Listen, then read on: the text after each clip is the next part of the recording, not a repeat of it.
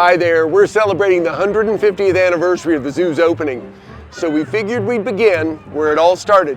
We're here at the zoo entrance, and it's in the same location where it was when the zoo opened in 1875. This entrance has only been here 16 years, but we call it Historic Vine Street Village as a reflection of what it looked like even way back then. And of course, we're famous for our tulips and flowers today, but the zoo has always been a garden. Our original name for over 100 years was the Cincinnati Zoological Garden. And that's because Andrew Erkenbrecher and the other Germans who established the zoo wanted to bring some of what they had in the old world.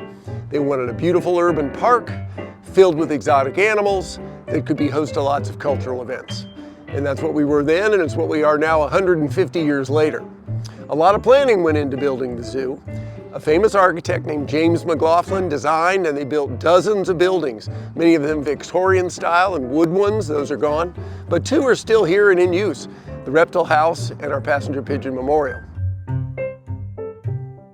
But the park was designed by a renowned landscape architect named Adolf Strauch. He also designed Spring Grove Cemetery. And he built these beautiful paddocks for animals, as well as beautiful gardens for people. Of course, there weren't any cars in the 1870s, so the whole place was for animals and people. A lot of thought and planning went into the original Cincinnati Zoo. People had considered putting it in Mount Adams, where its hills would have been interesting.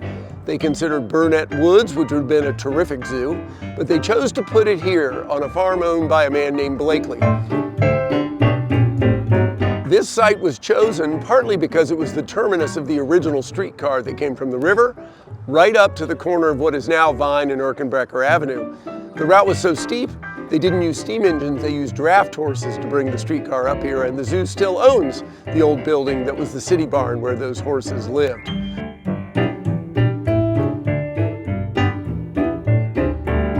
The Cincinnati Zoo was the second zoo in America, but we were the first major zoo filled with exotic animals from around the world. There's a lot of history to share, and we look forward to sharing it with you all this year.